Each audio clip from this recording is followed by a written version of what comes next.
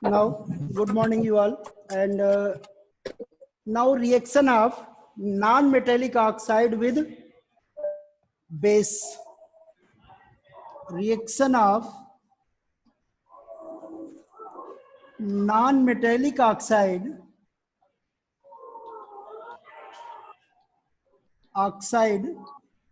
with base. Okay, इसमें देखो बेटा, जैसे कल हमने पढ़ा था मेटेलिक ऑक्साइड बेसिक नेचर के होते हैं और non metallic oxide acidic nature के होते हैं। तो उस कारण से क्या होगा बेटा कि नॉन मेटेलिक ऑक्साइड जब बेस से रिएक्शन करेगा तो यहां भी क्या होगा, साल्ट और वाटर का फॉर्मेशन होगा। क्लियर? क्या होगा बेटा, नॉन मेटेलिक ऑक्साइड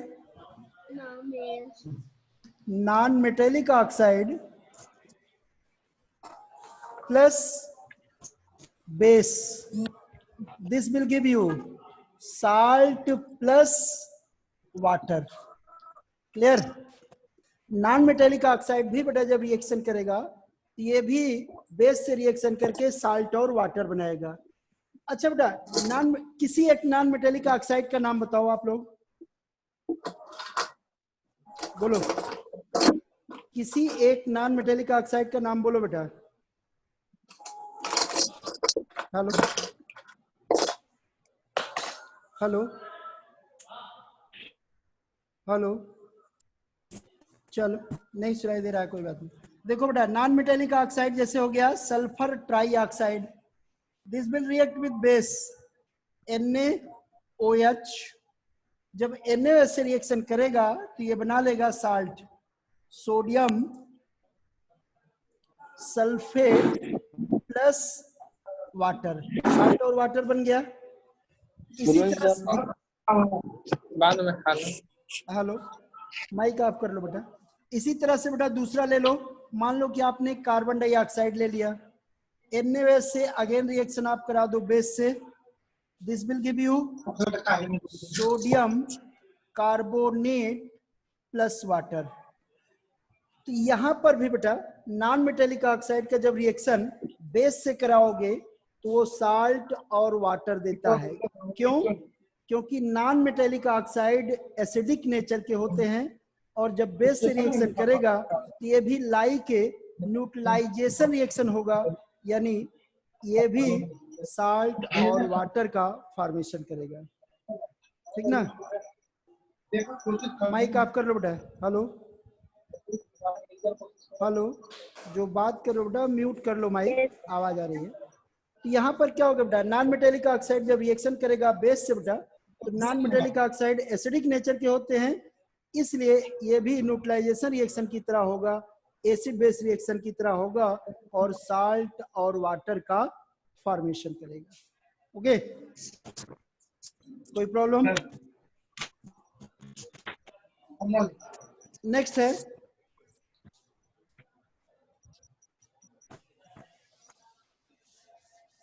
बेटा कि what is common in all acid and base. What is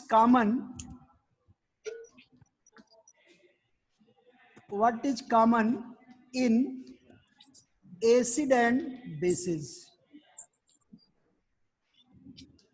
तो इसमें सबसे जो एक्टिविटी दिखाई गई है, बट इसके अलावा आप जान लो कि all the acid base and, अगर हम साल्ट को भी ऐड कर दें तो मैंने आपको बताया था, हेलो, अगर हम साल्ट को भी इसमें ले लें, तीनों को ले लीजिए एक साथ।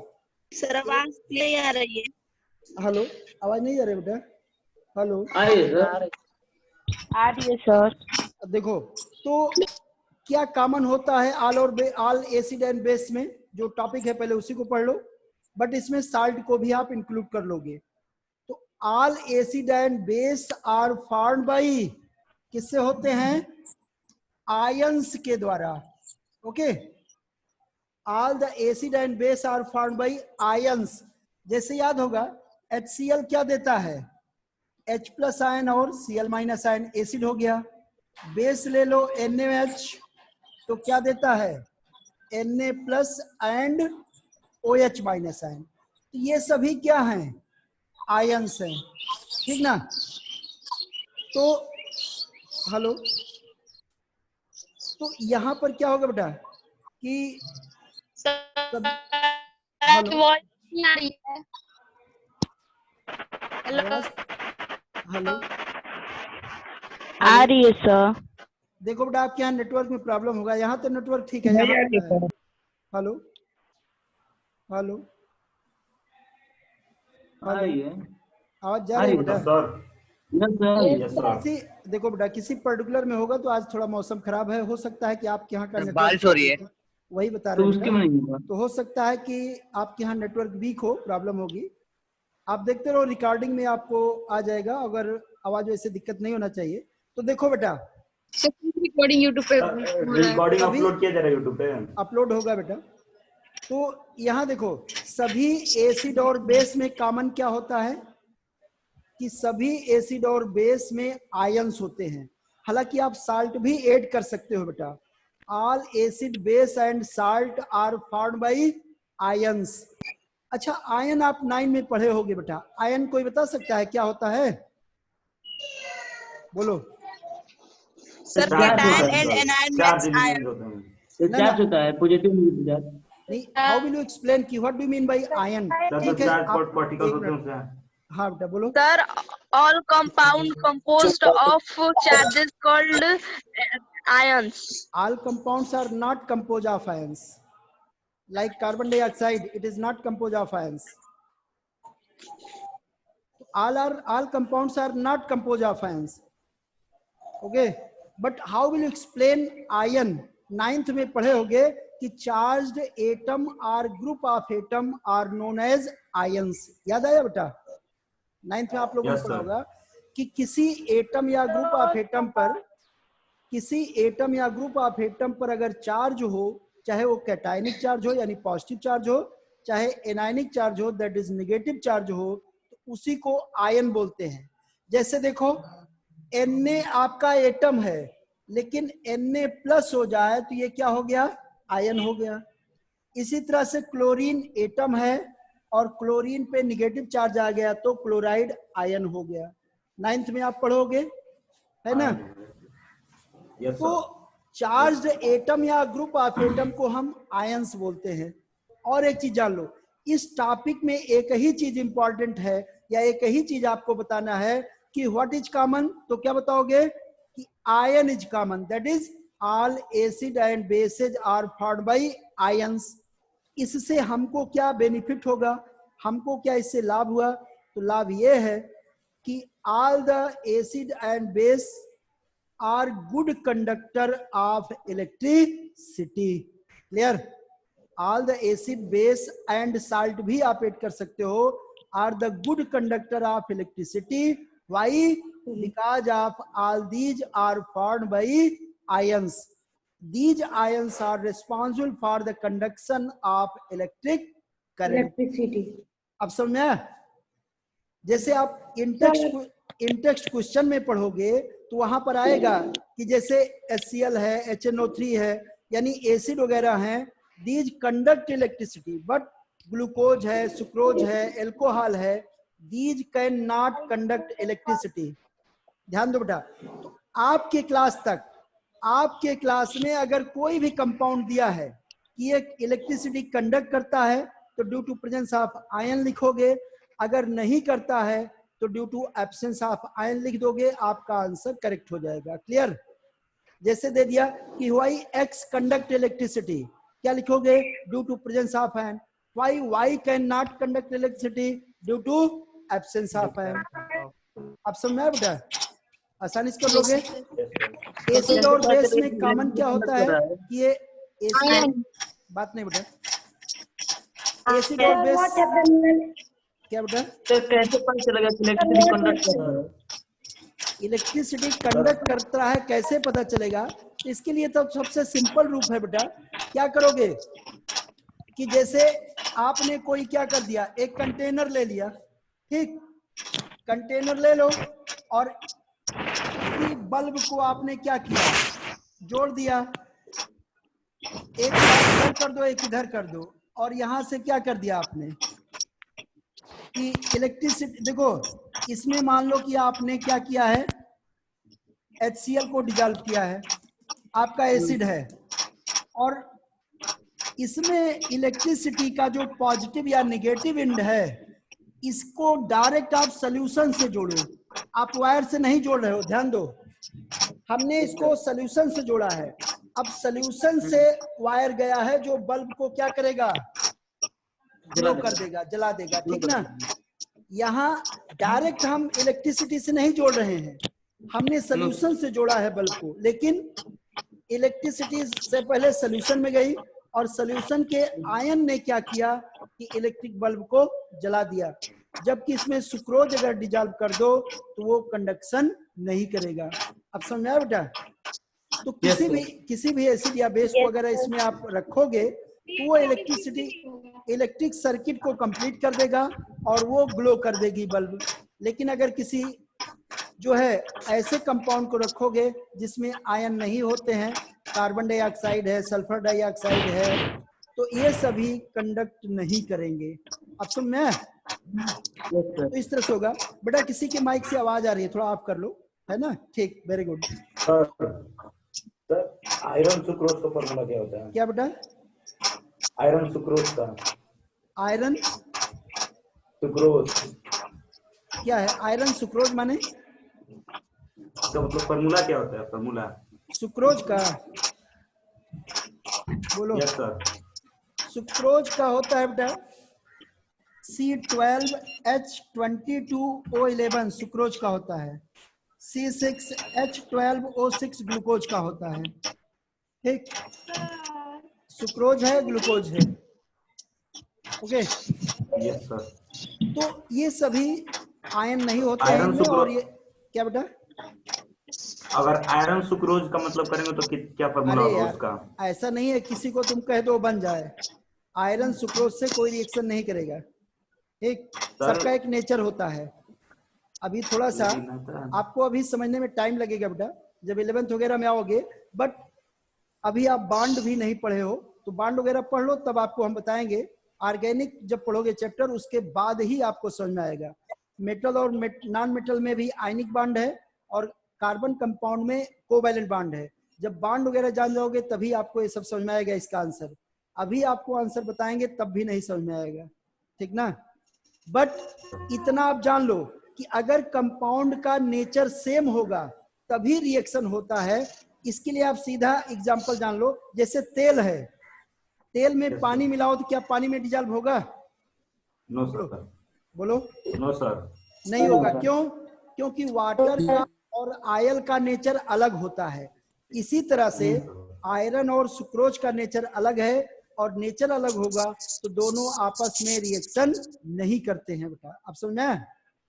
Yes sir. और इसका डिटेल आप जब हायर क्लास में आओगे, 11-12 में आओगे, तो और अच्छे से आपको समझ में आएगा। हम और एग्जाम्पल लेके बताएंगे, लेकिन वो अभी अगर एग्जाम्पल लेंगे तो आपकी समझ में वो नहीं आएगा और कठिन लगने लगेगा आपको। बट अभी इस तरह समझ लो कि ये उसका रीजन होता है, नेचर सेम होगा तभी वो रिएक्शन करेगा, ठीक ना। तो दोनों में कॉमन क्या हुआ बेटा? आयन कॉमन होता है, और आयन के कारण से ही वो कंडक्शन करता है, ठीक ना।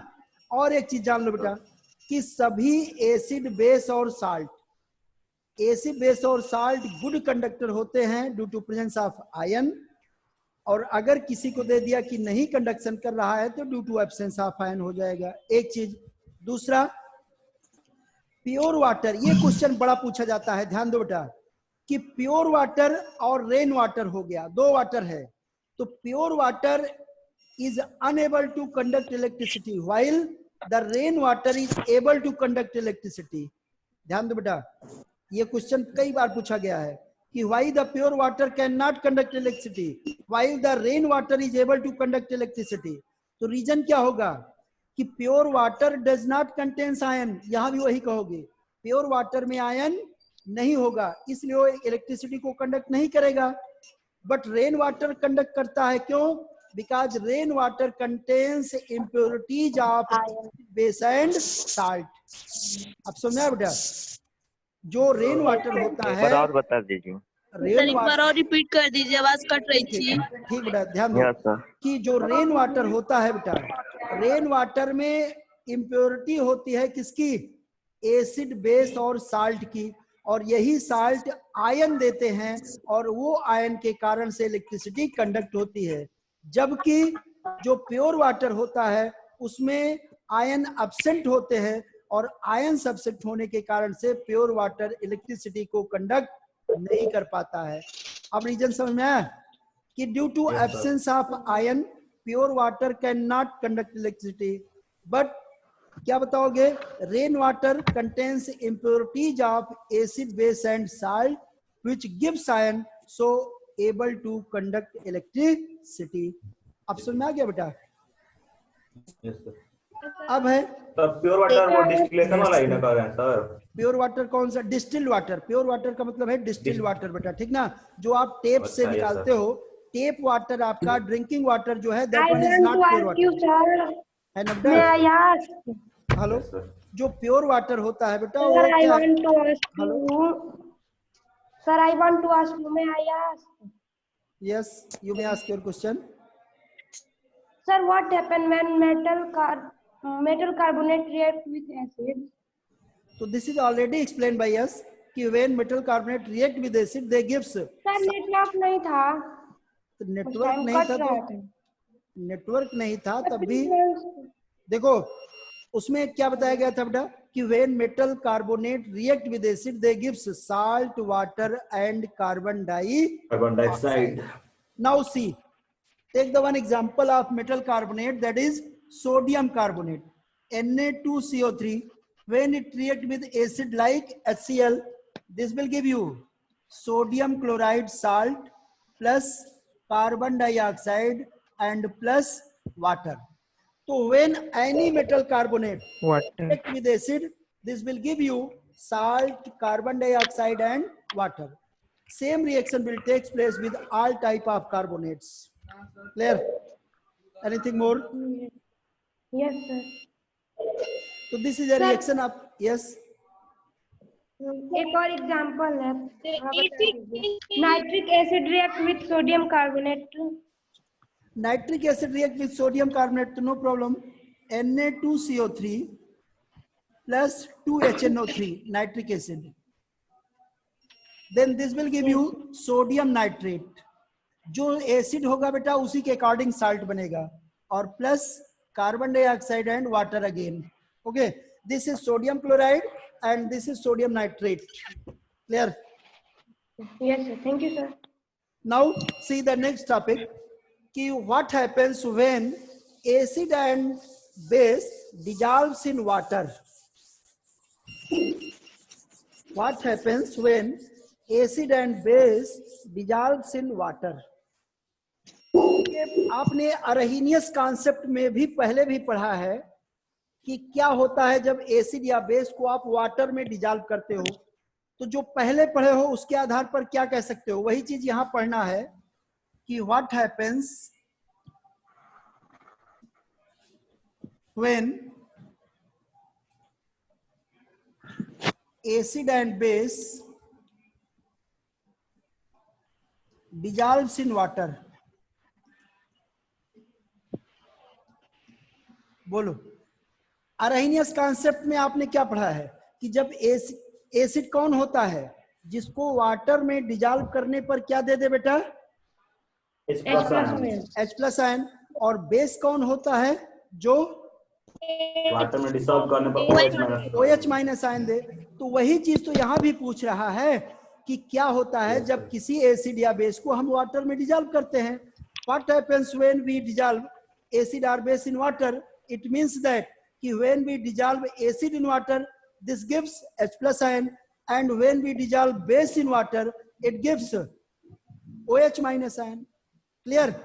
जैसे अब देखो बेटा कि जैसे हम एग्जांपल एक बार फिर से लिख देते हैं, HCl plus aqueous solution, this will give you H+ aqueous plus Cl minus aqueous H plus ion दे दिया एसिड, और base NaOH plus aqueous that is water, then Na plus aqueous and OH minus aqueous. Okay, यानी acid ने क्या दिया बेटा, H plus ion दे दिया, और बेस ने OH माइनस आयन दे दिया। क्लियर? इसको बेटा ये तो इतना लिख दोगे आपके यहाँ काम चल जाएगा। इतना तक समझ में आया कि नहीं, बोलो?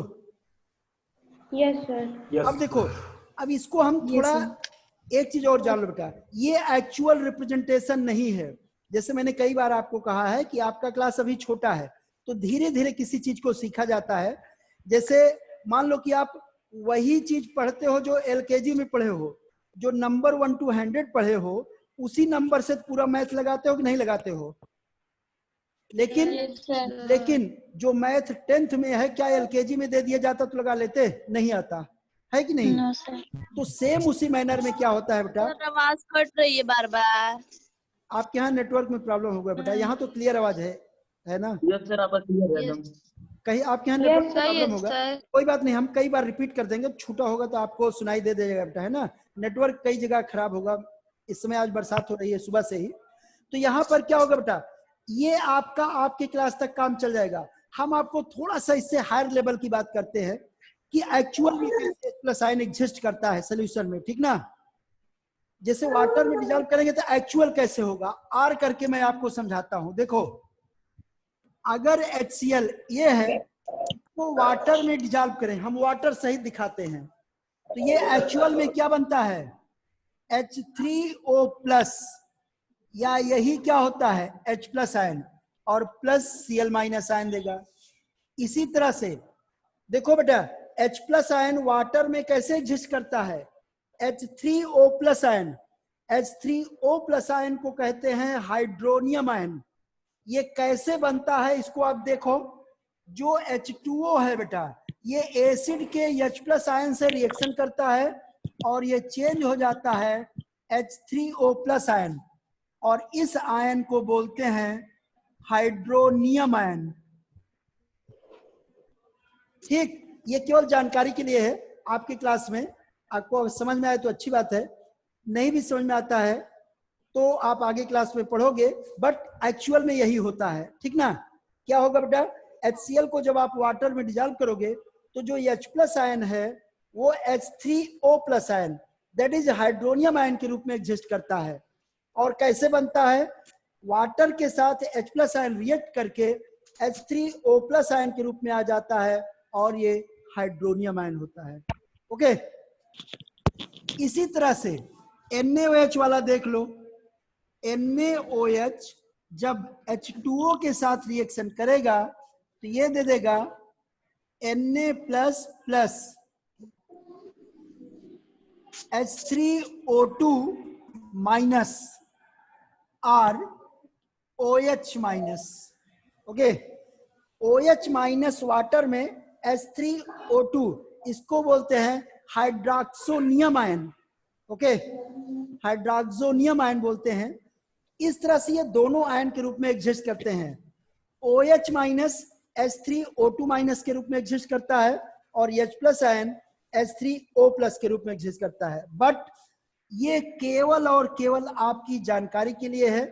और ये H3O2 कैसे बनता है इसको भी आप समझ लो, तो क्या होगा, H2O प्लस OH माइनस, ये जुड़ करके बन जाता है H3O2 माइनस। ओके, हाइड्रोक्साइड जो नियम आयन होता है, ये केवल नीचे वाला आपकी जानकारी के लिए है। एक्चुअल में कैसा होता है, आप अपने क्लास में बेटा केवल ये बताओगे कि एक्वस मीडियम में या वाटर में जब हम एसिड या बेस को डिजॉल्व करते हैं, एसिड H प्लस आयन देता है और बेस OH माइनस आयन देते हैं। यहां तक समझ में आया बेटा? हेलो, वाटर में क्या होता है, आप एक लाइन में बताओगे का फुल नेम क्या है? क्या बेटा, बोलो। सर H3O2 का फुल नेम? हाइड्रोक्सोनियम आयन होता है। ओके, हाइड्रोक्सोनियम आयन होता है। ठीक, सर जरा हटिए प्लीज साइड से। हाइड्रोक्सोनियम, ऑक्सोनियम जुड़ेगा बड़ा, OXONIUM, हाइड्रोक्सोनियम आयन बोलते हैं। ठीक, प्लस वाला हाइड्रोनियम और माइनस वाला हाइड्रोक्सोनियम होता है। ठीक, अब देखो बेटा, ये तो रहा इतना। एक और क्वेश्चन बड़ा इसमें इंपॉर्टेंट आता है कि बेस और एल्कली, एक न्यू टर्म यूज करते हैं, एल्कली। तो बेस और एल्कली, एल्कली किसको बोलते हैं? एल्कली का स्पेलिंग होगा ALKALI, एल्कली। एल्कली किसको कहेंगे? वाटर जो डिजॉल्व में हो जाए। ठीक ठीक, वेरी जो गुड, डिजॉल्व हो जाए। ठीक ठीक, वेरी गुड। क्या होगा? वाटर सॉल्युबल जो base bases are dissolve called as alkali. Alkali. ऐसे बेस बेटा जो वाटर में सॉल्युबल होते हैं उनको हम एल्कली कहते हैं। तो water soluble bases are called alkali, जैसे NaOH, KOH, HCl। अरे HCl एसिड बेस नहीं है बेटा। NaOH, KOH, CSOH, caesium hydroxide, ये सभी क्या होंगे? वाटर सॉल्युबल बेस होते हैं और इसे हम एल्कली कहते हैं। ओके, और जो वाटर में इनसॉल्युबल हो और सॉल्युबल हो, दोनों को ही बेस कहते हैं। तो बेस तो सबको कहोगे बेटा, लेकिन जो वाटर में सॉल्युबल होगा उसको हम एक और नाम दे सकते हैं, एल्कली। बट अगर वाटर में सॉल्युबल होए या नहीं है उससे कोई फर्क नहीं पड़ता, उसको हम केवल बेस कह सकते हैं। और वाटर में अगर सॉल्युबल हो गया तो उसको एक और नाम दे देते हैं, एल्कली। यानी water soluble bases are known as alkali. का लास्ट एग्जांपल क्या लिखा है? CSOH, सीजियम हाइड्रोक्साइड बोलते हैं बेटा। CSOH, सीजियम हाइड्रोक्साइड इसका नाम होता है। CSOH, caesium hydroxide. हेलो, आवाज नहीं आ रही बेटा आपका। हेलो,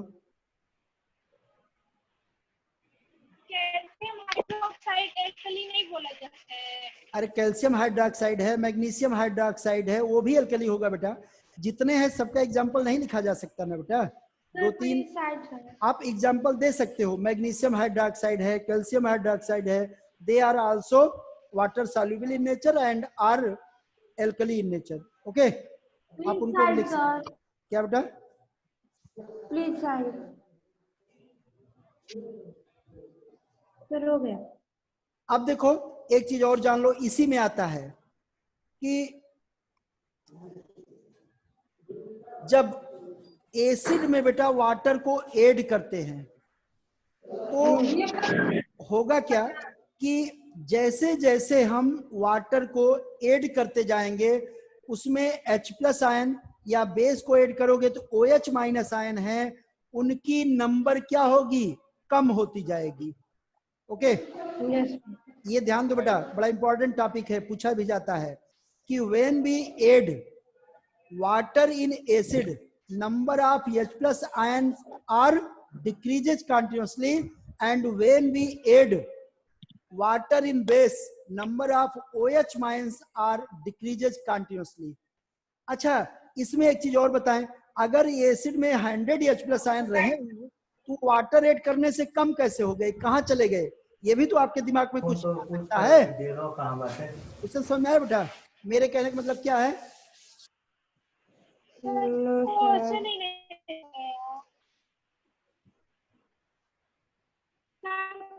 देखो देखो देखो, जैसे मैंने कहा कि एक आपने कंटेनर ले लिया, इसमें आपने मान लो HCl दिया, इसमें 100 H+ आयन थे, क्लियर?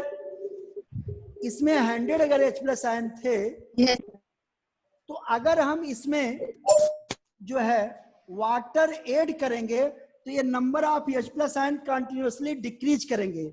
हमने ये कहा, ये कैसे हो जाएगा? अगर हम वाटर ऐड करेंगे तो H+ आयन कहीं उड़ के चला थोड़े जाएगा। तो ये कम जो मैं कह रहा हूं, ये आप समझ रहे हो कि कम कैसे हो रहा है? No sir, no sir. पहले तो बताओ मेरा क्वेश्चन सबको समझ में आया? हाइड्रोनियम आयन बन एक रहा बार है। और समझाइए। सुनो मेरा क्वेश्चन पहले समझ लो। मैं क्या कह रहा हूं कि हम किसी एसिड में वाटर जब ऐड करते हैं तो उसका क्या होता है, number of H+ ion continuously decrease करते हैं। ओके, ये क्यों हुआ भाई? हमने तो HCl मान लो इसमें ऐड किया, 100 H+ आयन थे, तो वाटर ऐड करने से 100 से 99 या 98 कैसे हो जाएंगे? कहीं उड़ तो चले नहीं गए, है कि नहीं? Yes sir. अब इसका रीजन अब इसका रीजन समझो कैसे होगा। हाँ बोलो बेटा। सुनो, अब इसका रीजन आप समझ लो। जैसे देखो, अगर हम इसमें 1 लीटर वाटर ऐड करें तो 1 लीटर में कितने आयन हो गए? 100 H+ आयन होंगे कि नहीं होंगे? बोलो। Yes sir. लेकिन अगर हम वाटर को क्या कर दें, 2 लीटर ऐड कर दें, अब क्या हो गए? 2 लीटर में 100 H+ आयन हुए कि नहीं हुए? 200 बोलो। Yes sir. ये पॉइंट समझ में आया? इसका मतलब देखो, पहले 1 लीटर में 100 थे, अब अगर हम पर लीटर देखें तो अब 1 लीटर में कितने हो गए? 50 H+ आयन। 50। ये पॉइंट समझ में आया कि नहीं आया बेटा? Yes sir. बोलो। पहले 1 लीटर में 100 आयन थे, लेकिन जब हमने और वाटर ऐड कर दिया तो अब कितने हो गए? 50 आयन। अगर इसको 4 लीटर कर दो, अब कितना हो जाएगा? 25 H+ आयन हो जाएगा कि नहीं हो जाएगा? इसका मतलब यह है कि रेशियो चेंज होता है ना? जो पर लीटर रेशियो था वो क्या हो गया? डिक्रीज किया कि नहीं किया? Yes sir. अब समझ में आया? देखो नहीं समझ में आ रहा है। अरे नहीं आ रहा है। अच्छा, एक चीज देखो, 1 लीटर आपने वाटर मिलाया और उसमें 100 आयन थे। अब अगर वाटर 2 लीटर तुम कर दोगे तो अभी भी तो 100 आयन है कि नहीं है? पर लीटर अगर अब तुम एवरेज निकालो तो कितना आयन हुआ? बोलो। 50 हो गया कि नहीं हो गया? तो आयन कम हुए कि नहीं हुए रेशियो में? कम हुए सर। कम, ठीक ना? यही चीज है, आयन कहीं उड़ के नहीं जाएगा, केवल उसका रेशियो कम हो गया, तो उसका कंसंट्रेशन यानी उसका अमाउंट या कंसंट्रेशन कम हुआ कि नहीं हुआ? बोलो। अरे कंसंट्रेशन में इसको छोड़ो, मान लो कि आप शरबत बनाए हो 1 गिलास आपने मीठा शरबत बनाया हो, खूब मीठा है, लेकिन अगर उस गिलास को एक बाल्टी में डाल दोगे जहां पानी ज्यादा है, बकेट में डाल दो, अब वो शुगर का जो स्वीटनेस है कम होगा कि नहीं होगा? होगा कम। इसका मतलब शुगर तो आपने कम नहीं किया, शुगर जितना था वही है, लेकिन स्वीटनेस तो कम हो गया। Yes sir. इसका मतलब क्या हुआ कि कंसंट्रेशन लेस हो गया, अमाउंट उसका कम हुआ कि नहीं हुआ? रेशियो में हुआ। इस प्रोसेस को क्या बोलते हैं? Dilution. Okay, dilution of acid या बेस है तो बेस। dilute acid। ओके, और इसीलिए आप कभी लैब में बाई मिस्टेक अगर गए हो, लैब में गए होगे तो एसिड के बोतल पे लिखा रहता है डाइल्यूट एसिड या वीक स्ट्रॉन्ग कंसंट्रेट एसिड, है ना? डाइल्यूट और कंसंट्रेट लिखा रहता है। डाइल्यूट का मतलब होता है कि एसिड की क्वांटिटी बहुत कम है और वाटर ज्यादा है। कंसंट्रेट का मतलब है एसिड बहुत ज्यादा उसमें है और वाटर की क्वांटिटी बहुत कम होती है, ठीक ना? बट हमें यह समझना है कि डाइल्यूशन क्या होता है। डाइल्यूशन ऑफ एसिड किसको कहोगे? The process of adding water in acid is known as dilution of acid. The process of adding water in acid is known as dilution of acid। यानी किसी एसिड में water को मिलाने की process को ही हम डाइल्यूशन ऑफ एसिड कहेंगे। Similarly अगर हम डाइल्यूशन ऑफ बेस की बात करें बेटा, उसको भी तो यही कहोगे, the process of adding water in base is known as dilution of base. इतना समझ में आया? Yes sir। कोई दिक्कत? No sir. आया? अब आप देखो, इसमें एक और चीज बड़ा इंपॉर्टेंट होता है, क्या?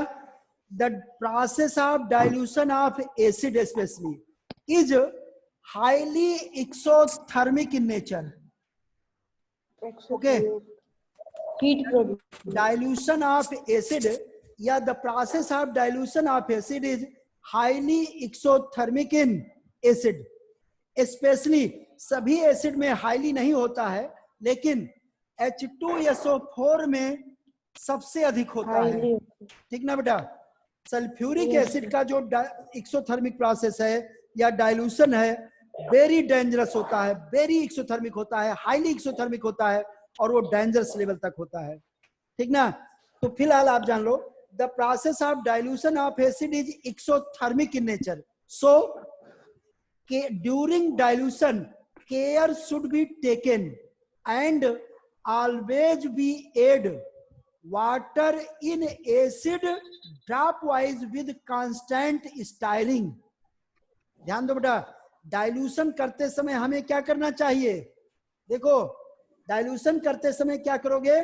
अगर इसमें देखो हमने ले लिया, मान लो H2SO4 ये भरा हुआ है इसमें, तो क्या करना चाहिए? वाटर को ड्रॉप वाइज ऐड करना चाहिए और ग्लास रॉड से इसको क्या करना चाहिए? कंटिन्यूअसली स्टायर करना चाहिए, यानी उसको मिक्स करते रहना चाहिए, एक्सपेट करते रहना चाहिए, है ना? क्यों? Yes, sir. ड्रॉप वाइज जब एसिड डालोगे तो जो उसमें से एनर्जी निकलेगी, एक एक बूंद करके डालोगे और जब स्टायर करते रहोगे तो वो एनर्जी क्या होगी? मिक्स हो जाएगी, धीरे धीरे एनर्जी निकलेगी और वो लेस एनर्जी निकलेगी और हमें डेंजर या डेंजरस हमारे लिए नहीं होती है। अगर हम क्या करते बेटा, if we add acid in water, the acid will splash out. Splash out का मतलब समझते हो? एसिड क्या करेगा? स्प्लैश आउट माने छपाक से या फवारा टाइप का उठेगा, वो सीधा आपके बॉडी पर, आपके फेस पर या आपके हाथों पर, आंखों पर कहीं भी पड़ सकता है और वो आपको बर्न जला सकता है। ठीक ना? अब सुनना, एसिड क्या करेगा? अगर हम एसिड को वाटर में डाल दें तो हाईली एक्सोथर्मिक रिएक्शन होगी, विगोरसली होगी और विगोरस होने के कारण से acid will splash out and will comes in the contact of our body or our skin or our face, and that will burn our face or skin, and so it is very dangerous for us, and so care should be taken and we always add water in acid drop wise with constant stirring. Okay, ये सुनना है? कोई दिक्कत बेटा? समझ में आ रहा है? यानी एसिड का डाइल्यूशन है बेटा, हाईली एक्सोथर्मिक होता है और इस कारण से जब एसिड का डाइल्यूशन करते हैं तो हमें ऑलवेज वाटर को एसिड में ड्रॉप वाइज डालना चाहिए और उसको कंटिन्यूअसली ग्लास रॉड के थ्रू स्टायर करते रहना चाहिए। ठीक ना? जिससे कि रिएक्शन जो है प्रॉपरली हो, प्रॉपरली मिक्सिंग हो और एनर्जी जो है लेस अमाउंट में निकले, और अगर लेस अमाउंट में एनर्जी निकलेगी तो that will not harm us.